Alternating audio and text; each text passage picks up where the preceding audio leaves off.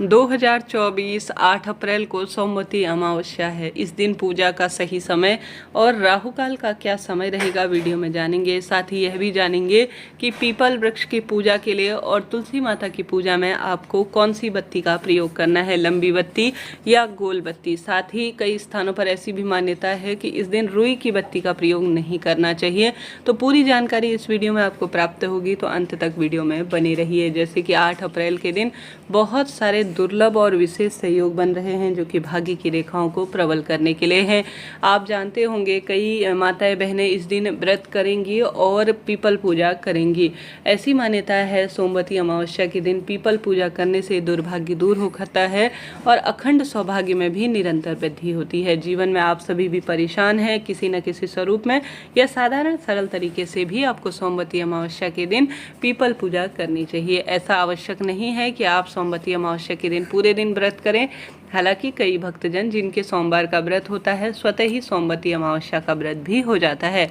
ऐसी स्थिति में आप सभी को विशेष तौर पर सोमवती अमावस्या के दिन सबसे पहले प्रयास करना है कि आप सभी जो है ब्रह्म मुहूर्त में उठ जाए। देखिए, ब्रह्म मुहूर्त का सुख ही अलग है, जिससे कि काम व्यवस्थित होते हैं और पूजा पाठ का फल भी तत्काल मिलता है। सबसे पहले आप सभी स्नान इत्यादि से निवृत्त हो जाएं। लाल पीले रंग के कपड़ों का ही चयन करें, शुभ होगा। काले नीले सफ़ेद रंग के कपड़ों का चयन ना करें। सोमवार के दिन यह शुभ नहीं माना जाता। तत्पश्चात आप सभी जो है पूजा करने के लिए अगर पीपल पेड़ आसपास है तो सबसे उत्तम तो पीपल वृक्ष की पूजा का ही विधान है।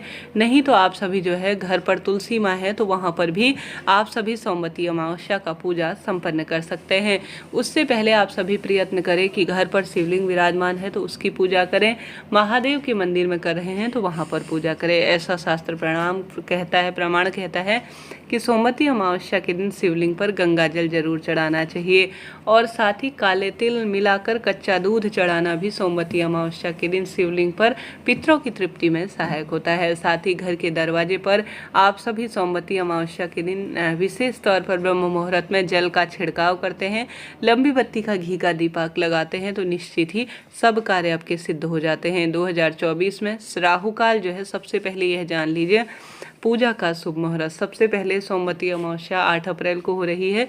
तो आप सभी कोशिश करें, पीपल पूजा का सर्वश्रेष्ठ फल जो है ब्रह्म मुहूर्त में ही कहा गया है।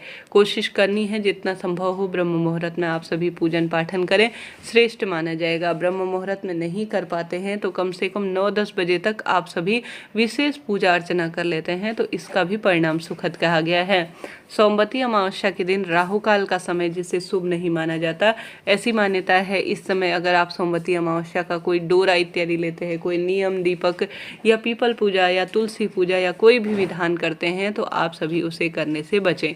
2024 में सोमवती अमावस्या के दिन राहु काल का समय दोपहरी में 12:03 से 12:32 के आसपास हो रहा है। स्क्रीन पर मैंने दिया हुआ है। तो आप सभी जो है इस समय कोई भी विशेष जो है पितरों के निमित्त या कोई भी कार्य जो है सोमवती अमावस्या के तहत करने से बचे स्वयं को। ठीक है जी, तो यह बात हो गई। उसके बाद प्रश्न आते हैं कि दीदी क्या हम बाल धो सकते हैं? तो सोमवती अमावस्या के दिन कहा जाता है कि बाल नहीं धोने चाहिए। हालांकि कई क्षेत्रों में इसका कोई भी वो नहीं है, सभी भक्तजन कहते हैं कि बाल धोने में कोई दोष नहीं है, तो कई भक्तजन तो बाल धो लेते हैं।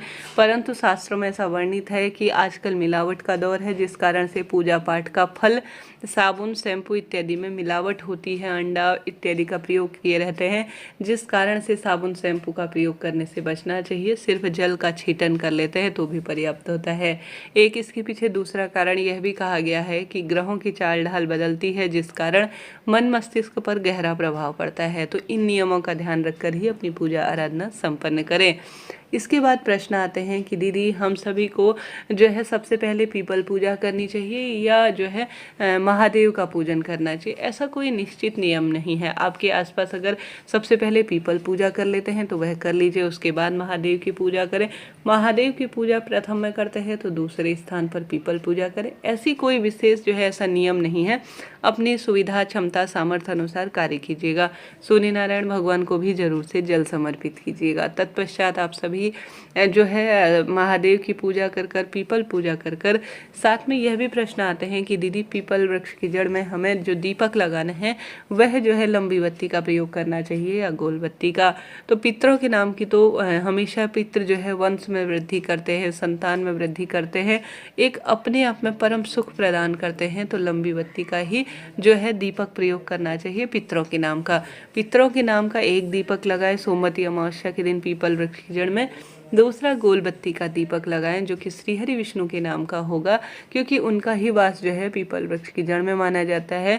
देवी लक्ष्मी का भी वास माना जाता है। कुल मिलाकर सभी देवी देवताओं का वास होता है। ऐसी स्थिति में आप सभी लंबी बत्ती का दक्षिण दिशा की ओर मुख करते हुए एक दीपक लगाएं जो कि पितरों के निमित्त होगा। एक दीपक गोल बत्ती का आप घी का पूर्व या उत्तर दिशा की ओर लगाएं। घी का दीपक ही सर्वोत्तम माना जाता है सोमवती अमावस्या के दिन, तो इस नियम का पालन करें। साथ के साथ आप सभी जो है विशेष तौर पर घी न हो पाने की स्थिति में तिल्ली का तेल भी प्रयोग में ले सकते हैं। ठीक है जी, यह बात हो गई सोमवती अमावस्या के तहत सर्वश्रेष्ठ कार्य की, जो कि अपने आप में अद्भुत है कष्ट समस्या समाधान के निवारण के लिए। तो आप सभी देर रात्रि तक इन कार्यों को करना न भूलें। साथ इस दिन अज्ञारी के माध्यम से आप सभी विशेष तौर पर जो है पितरों के लिए भोजन निकाल सकते हैं। सूखा स्वरूप में भोजन एक समय का ब्राह्मण जी को दान में दे सकते हैं। सोमवती अमावस्या के दिन ग्रहण भी लगने जा रहा है, परंतु भारत में इसका कोई प्रभाव नहीं है। किसी भी तरह से सूतक तक की स्थिति है ही नहीं, तो डरने की कोई बात नहीं है। जैसे विधि विधान से आप कार्य करते आ रहे थे सोमवती अमावस्या का दीपदान, अन्नदान, जलदान इत्यादि का जो नियम लिए आ रहे थे, ठीक वही आप नियम लीजिएगा, कोई दिक्कत की बात नहीं है। खूब दीपदान करें, खूब अन्नदान करें, खूब जलदान करें, खूब वस्त्रदान करें, गौदान, भूदान इत्यादि करने का प्रयत्न करें।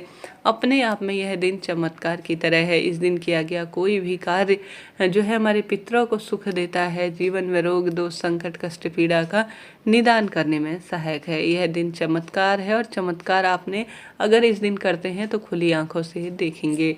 अपने आप में कुछ भी नहीं कर सके तो मात्र एक समय का भोजन पंडित ब्राह्मण जी को दान में दे। दूसरा जो है दीपक लगाएं घर के दरवाजे पर या किसी भी घर पे स्थान पर जहाँ पर आपके पितरों को आप मानते हैं कि मेरे पितृ देवता यहाँ पर वास करते हैं, वहाँ पर लगाएं। कुल मिलाकर इन कार्यों को करने से भी आप जीवन में छोटे छोटे सुख जो है अर्जित कर सकते हैं। कुछ बड़ा न कर पाने की स्थिति में साधारण सरल तरीके से अगर पीपल वृक्ष की आप परिक्रमा नहीं लगा पाते हैं, 108 कच्चा सूत लेकर भौरी दी जाती है। इसका सविस्तार इससे पहले भी चैनल पर वीडियो के माध्यम से बताया गया है, उसे भी जरूर से देखिएगा। कथा भी आई हुई है चैनल पर पहले ही वीडियो के माध्यम से, और साथ ही यह भी बताया गया है कि आप मासिक धर्म में कैसे करें। उन वीडियो को देखकर आप अपने जीवन को सार्थक करें। कोई भी प्रश्न रह जाए जहाँ पर आप अटक रहे हों कि दीदी मैं इस उपाय को कैसे करूँ, कैसे इस नियम को धारण करूँ, तो तुरंत कमेंट्स के द्वारा पूछिएगा। कोई भी गलती करने से स्वयं को रोकें और बचने का प्रयत्न करें। अभी के लिए इतना ही।